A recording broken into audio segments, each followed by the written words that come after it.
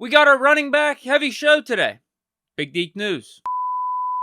First, former Steeler running back Le'Veon Bell formally apologized to Steeler fans on Snapchat for leaving the team the way he did back in 2018/2019. I never apologized to the fans for really sitting out or leaving the Steelers. I never apologized. So I'm going to say I apologize for leaving the best damn fans there is in this damn world. I shouldn't have left. I apologize. I should never have left. I apologize. That's my fault. That's on me.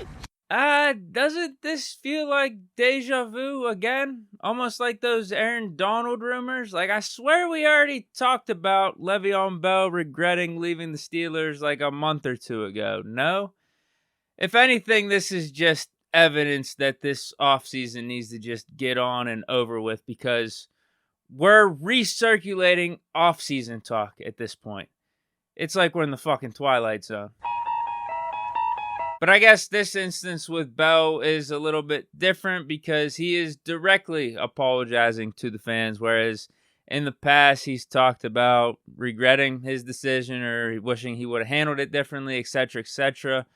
But to be honest with you, I don't think Le'Veon even needed to apologize. I think most of us understood where he was coming from. It was strictly about business. I don't think there was any malice in the way he handled himself. He just wanted his contract to be a certain way, and the Steelers weren't willing to give him that.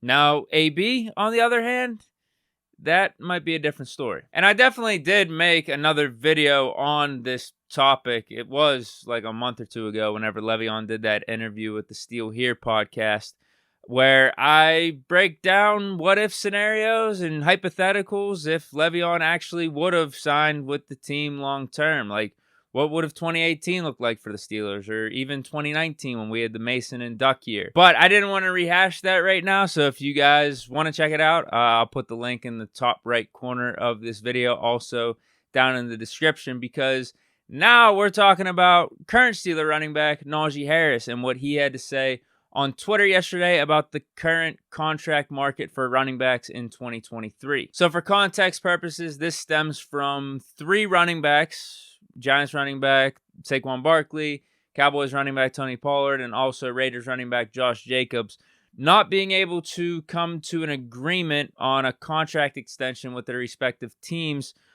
before yesterday's, I believe it was a 4 p.m. deadline. So if these running backs want to play in 2023, it's going to have to be on the franchise tag, which is 1 year, around $10 million.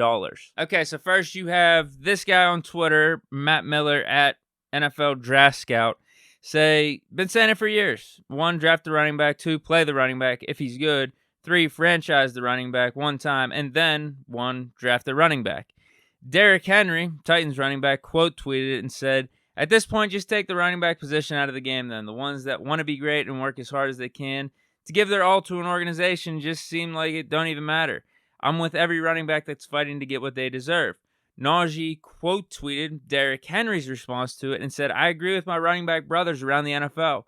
History will show that you need running backs to win. We set the tone every game and run through walls for our team and lead in many ways. This notion that we deserve less is a joke." Najee also quote tweeted a pic posted by Des Bryant, which shows the average salary disparity between NFL running backs and kickers, where he says, "If this does not open your eyes, you tripping." Now, I will say this. I feel like that metric is a little misleading, because if you're talking about an average running back salary, you're including the backups and the RB3s and RB4s, right? Which really takes down the average salary by a decent amount. Whereas with kickers, you're talking about only 1 kicker per team, and they are the starter for their position.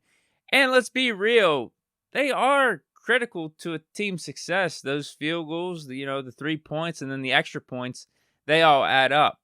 Now, I get the sentiment, though. The running back position has been getting devalued and has been getting just looked down upon over these last 4, 5, 6 years.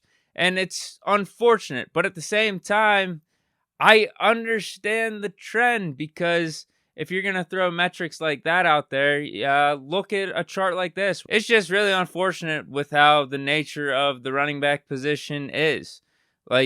your best playing days are during your rookie contract. And then whenever you're up for your big deal, you're considered a depreciated asset because of the workload you took on in your first like 3 or 4 seasons. And the organization is only going to view you as depreciating more and more as time goes on after that. I'm not saying it's right. I'm not saying it's fair, but it just is what it is. Like, if you look at some of the running backs that have got big deals over the last 5-6 years, they haven't aged that well. Le'Veon Bell, Todd Gurley, Zeke Elliott, David Johnson. 3 of those 4 guys are definitively out of the league, and Bell, Gurley, and Johnson. And then Zeke Elliott just got cut this offseason by the Cowboys, given that his contract was a little bit too pricey for the production that he was putting out on the field.